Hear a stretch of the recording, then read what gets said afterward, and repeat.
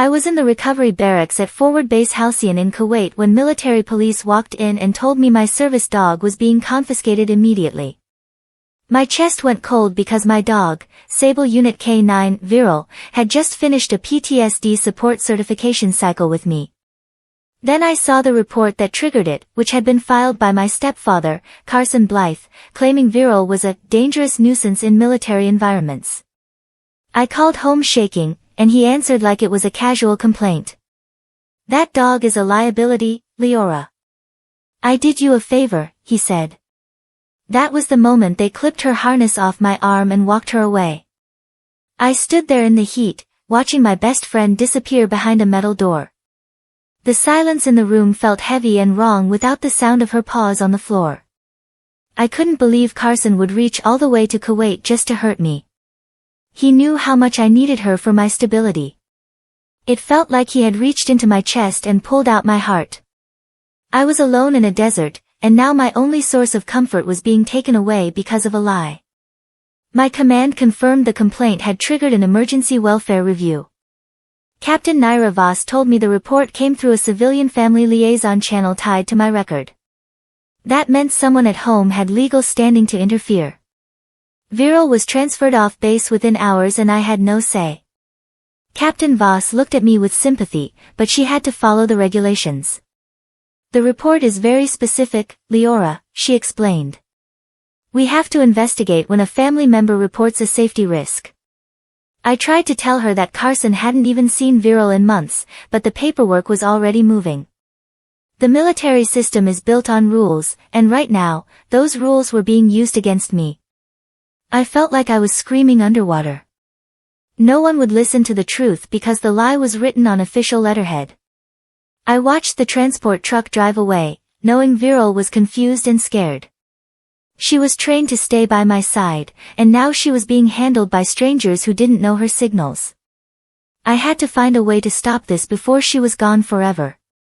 When I called my mother, Elo and Strike, I expected outrage. Instead, she said maybe I had become too attached to Viral. That was the first time I understood she wasn't neutral, she was aligned with Carson. Her voice was soft, but her words were like ice. "Carson is just worried about your future, honey. He thinks the dog is a crutch," she told me. I couldn't believe my own mother was taking his side. She knew what I had been through and how much Viral helped me sleep at night. It was clear that Carson had been whispering in her ear for a long time. He had convinced her that my service dog was a problem instead of a solution. I realized then that I wasn't just fighting a false report, I was fighting my entire family. They were acting like they knew what was best for me while I was thousands of miles away. It felt like a double betrayal. I hung up the phone and sat in the dark, realizing that I had to be my own advocate. If I wanted Viral back, I would have to fight everyone. The official complaint claimed Viral reacted aggressively toward base personnel. I had training logs, handler footage, and behavioral clearance reports proving the opposite. Someone had rewritten the truth in the system. I spent the whole night going through my digital files, pulling up every video of Viral working. She was a professional, always calm and focused. The idea of her being aggressive was a joke to anyone who actually knew her. But the report in the system described a completely different animal. It claimed she had lunged at a clerk and barked at officers. None of it had ever happened. I felt a chill as I realized how detailed the lies were. Carson hadn't just made a vague complaint, he had fabricated specific incidents. He was trying to create a paper trail that would make Viral look like a monster. I knew I had the evidence to prove him wrong, but I didn't know if anyone would look at it. The system was already treating her like a dangerous liability. I had to find someone who cared about the facts more than the filing. They transferred Viral to a civilian facility off-grid for assessment. I wasn't allowed contact. I sat in a war zone feeling like I had lost my anchor in the middle of survival. Every time I closed my eyes, I expected to feel her head on my knee or hear her soft breathing. Instead, there was just the hum of the air conditioner and the distant sound of helicopters. The recovery barracks felt like a prison. I couldn't focus on my own healing because I was terrified of what was happening to her. Was she eating? Was she being treated well? The off-grid status meant I couldn't even call to check on her. It was a calculated move to keep me in the dark.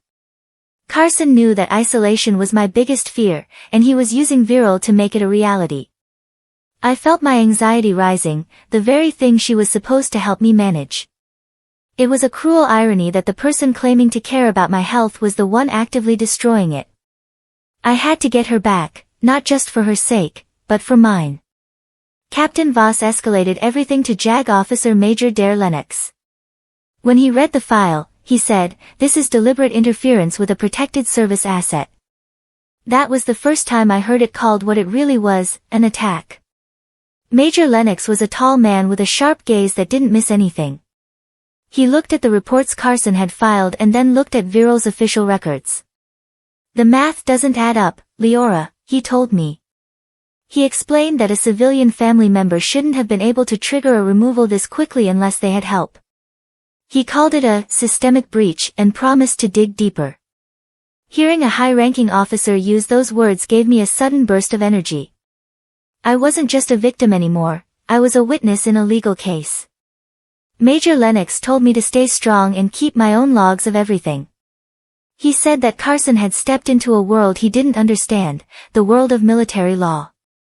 And in that world, protecting service assets like Viral was a top priority. I finally felt like someone was on my side. JAG discovered Carson had submitted prior anonymous complaints about Viral months before this one. This wasn't a sudden concern, it was a long campaign. Major Lennox showed me a list of dates going back to when I first started my certification. Carson had been calling different offices, pretending to be a concerned neighbor or a distant relative. He had been trying to find a crack in the system for a long time. Each time he was turned away, he just tried a different angle. He was patient and determined. It made me realize that this wasn't just about the dog.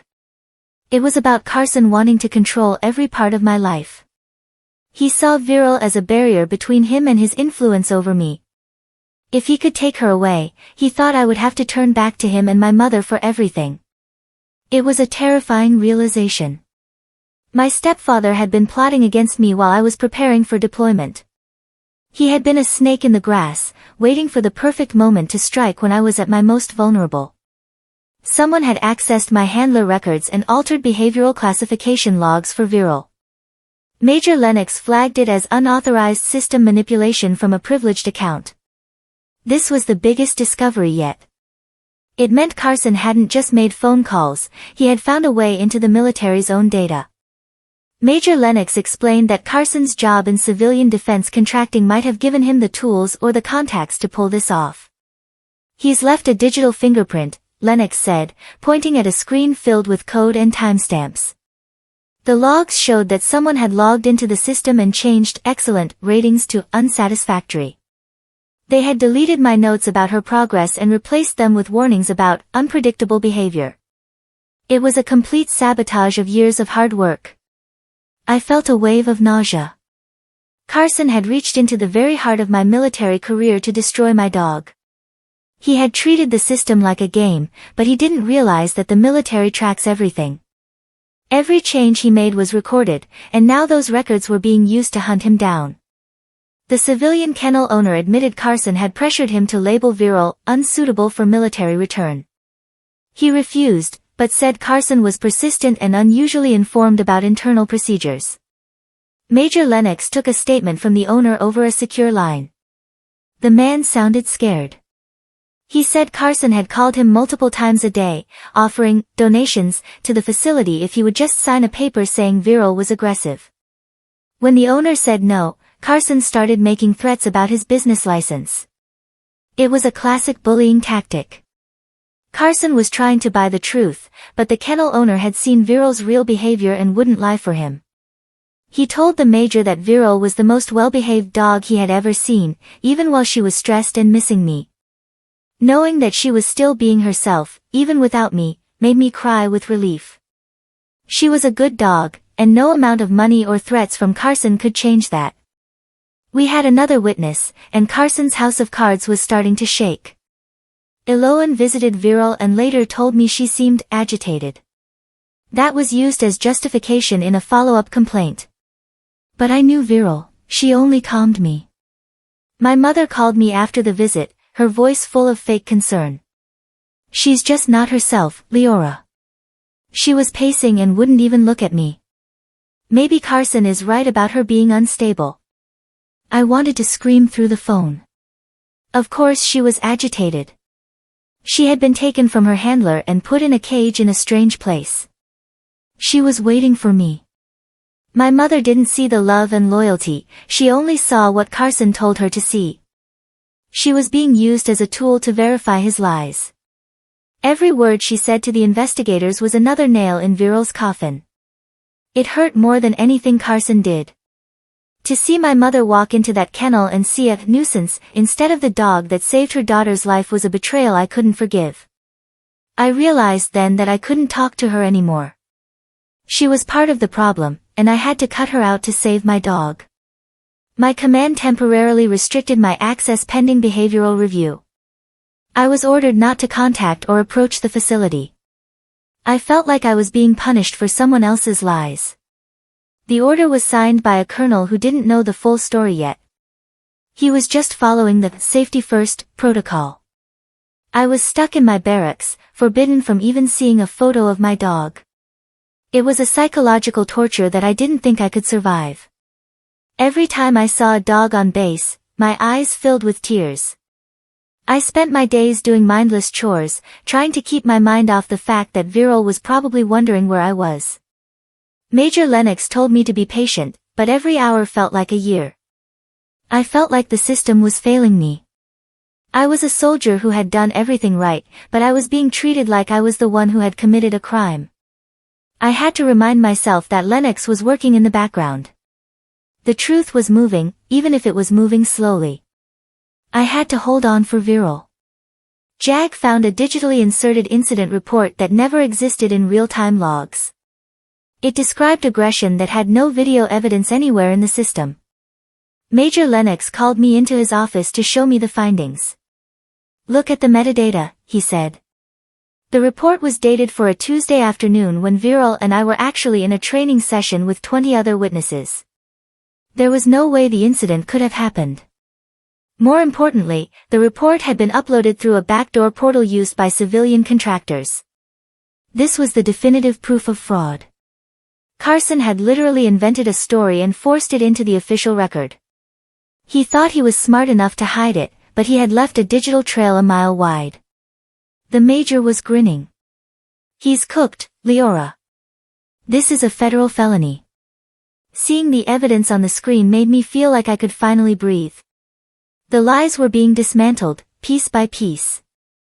Carson had tried to use the system's own complexity to hide his tracks, but he had underestimated the people who actually run it. We were getting closer to the end. A recovered message from Carson surfaced: "If you remove the dog, you remove the dependency." That wasn't a concern, that was control strategy. Major Lennox had obtained a warrant for Carson's personal communications. The messages between him and a business associate were chilling. He talked about me like I was a project that needed fixing. He believed that if he took away my support system, I would have no choice but to come home and do whatever he said. He even joked about how easy it was to manipulate my mother. Reading those words made my blood boil. He wasn't trying to help me, he was trying to break me. He saw my service dog as a rival for my attention and my loyalty. It was a level of narcissism I couldn't even process. He was willing to destroy a living creature and my mental health just to prove he was in charge. This was the final piece of the puzzle for the JAG team. They now had a clear motive for everything he had done. It wasn't about the dog at all. It was about power. The kennel reported Viral stopped responding to handlers and refused food intermittently. I wasn't allowed contact, and they didn't understand why, but I did. She trained me alone. The report from the facility was heartbreaking. They said she would just sit at the back of her run, staring at the gate. When they tried to play with her or give her treats, she would just turn her head away.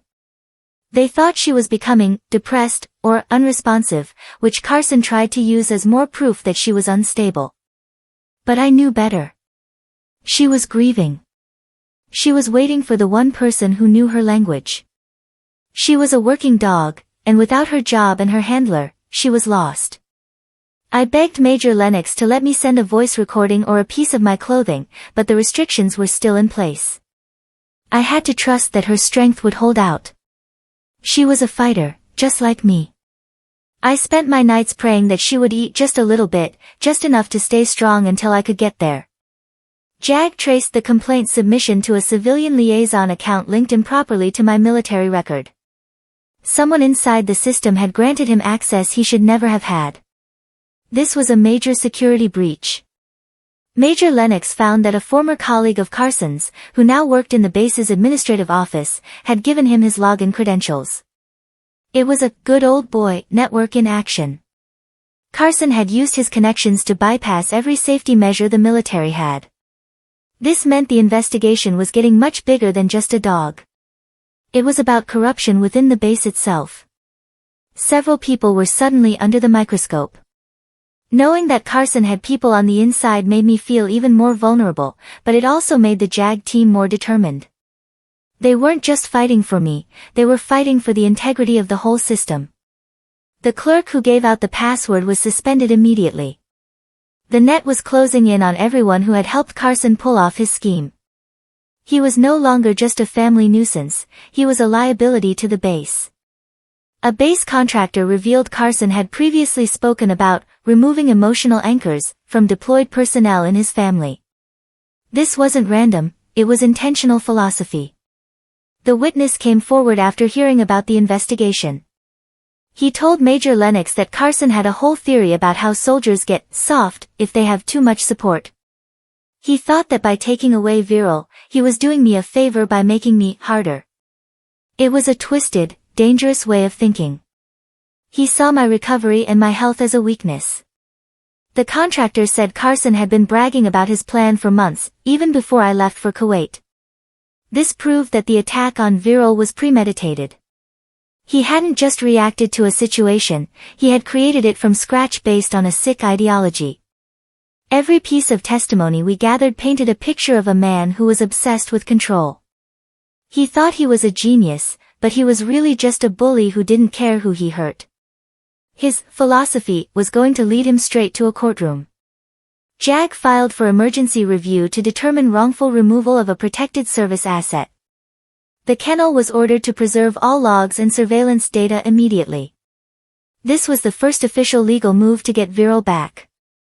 The order meant that the civilian facility couldn't hide any more reports or let Carson visit. It was a total lockdown on her status. Major Lennox told me that this was the hot phase of the case. Everything was happening at once. The judge who signed the order was a veteran herself and was reportedly furious when she saw the evidence of system manipulation. She wanted a full report on her desk within 48 hours. I felt a surge of hope that I hadn't felt in weeks. For the first time, the momentum was on our side. The assessment that Carson wanted was now being handled by people who actually knew what they were looking at. The kennel owner was relieved to finally have an official order to keep Carson away. We were finally moving from defense to offense.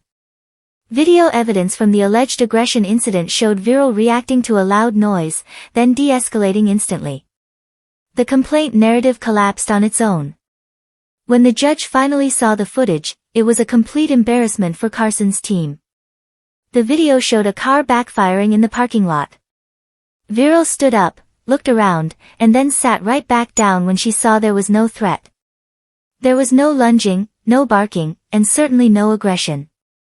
The report Carson had filed had described her snapping at a child, but there wasn't even a child in the frame. It was a total fabrication. The judge was so angry she nearly held Carson's lawyers in contempt on the spot. "This isn't a mistake," she said. "This is a lie." Seeing the video myself was a huge relief.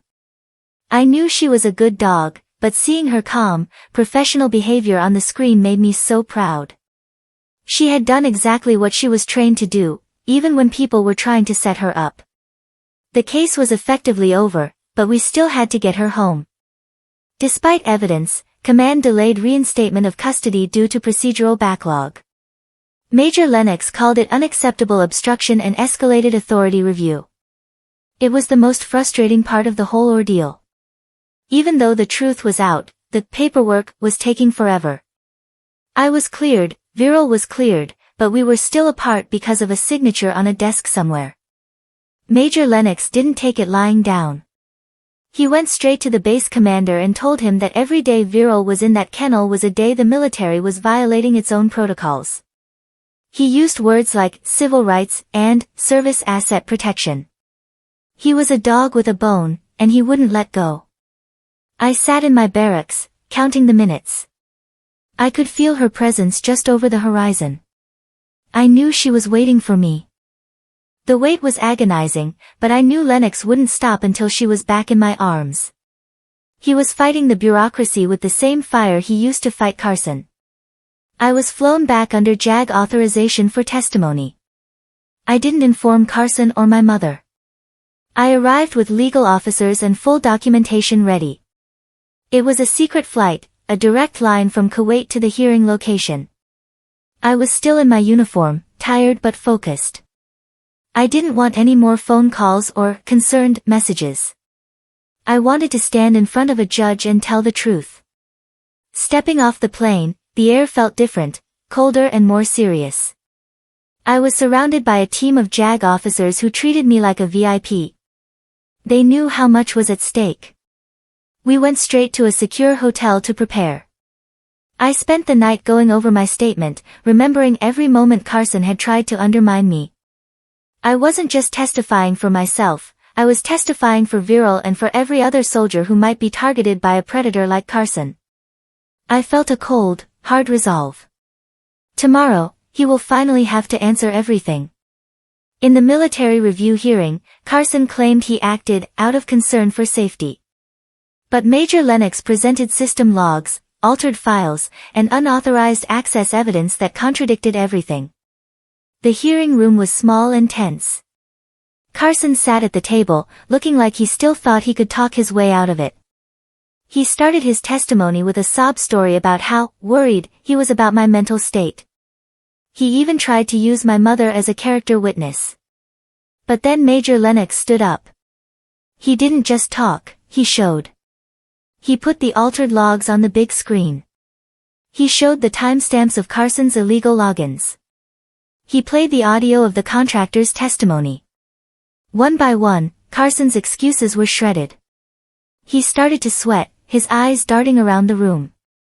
He realized that the concerns he had carefully crafted were being exposed as criminal acts. It was a beautiful sight. The man who thought he could control the system was being crushed by it. Investigators confirmed multiple unauthorized logins used to manipulate Viral's classification and incident history. This escalated from complaint to system-level breach. The evidence was overwhelming. It wasn't just a few mistakes, it was a coordinated attack on a military database. The lead investigator testified that Carson had used a stolen password to access files he had no right to see. This moved the case from a family matter to a national security concern. The judge's face went from stern to downright scary. She looked at Carson like he was something she had found on the bottom of her shoe. He had compromised military integrity just to satisfy his own ego. The hearing shifted from whether I should have my dog back to how many years Carson was going to spend in prison. My mother was sitting in the back of the room, looking horrified. She finally saw the monster she had been living with. The concern she had defended was actually a series of federal crimes. The silence in the room was absolute as the full scope of his betrayal was laid bare. I finally looked at Carson and said, "You didn't protect anyone. You tried to isolate me by removing the only thing that kept me stable." The room went completely still. He couldn't even argue anymore. For the first time, he had nothing to say. I didn't yell, I didn't cry. I just spoke the truth with a steady voice. I told the court how Viral had helped me through my darkest moments and how Carson had tried to steal that from me while I was serving my country. I looked him right in the eye, and he was the one who blinked. He looked small and pathetic, a coward who could only fight from behind a computer screen. All his power was gone. He was no longer the patriarch of the family, he was a defendant in a federal case. I felt a massive weight lift off my chest. I had finally found my voice, and I had used it to defend the one creature who had always been there for me. The judge nodded at me, a sign of respect that I will never forget. The panel ruled fully in my favor. All complaints were dismissed. Unauthorized system access triggered a wider investigation into civilian interference with military assets. Viral was ordered returned immediately under full service protection status. The decision was quick and final. The judge didn't even need to deliberate for long. She ordered that Viral be brought to the courthouse immediately. She also recommended that Carson be held without bail pending his criminal trial. I watched as the deputies put him in handcuffs. He looked at me, maybe wanting to say something, but I turned away. He didn't exist to me anymore. My mother tried to come up to me, but I walked past her too. She had chosen her side, and now she had to live with it. I walked out of that courtroom and waited on the steps. I didn't care about the legal victory or the criminal charges. I only cared about one thing. My dog was coming home. A week later, I stood outside the kennel as Viral saw me and broke into a full sprint straight into my arms. No hesitation. No confusion. Just recognition. Carson was placed under investigation for misuse of privileged access channels. I didn't feel revenge, I felt clarity. Because he didn't take my service dog, he only proved how dangerous he was when he thought no one would challenge him. When she hit my chest, the world finally felt right again. I buried my face in her fur and let out a breath I had been holding for months. She licked my face, her tail wagging so hard her whole body shook. We were back together, and this time, no one was ever going to separate us. I looked at the sunset and knew that I was going to be okay. I had my partner back, and I had the strength to build a new life far away from the people who tried to break me. I was a soldier, she was my K9, and together we were unstoppable. The war at home was over, and we had won.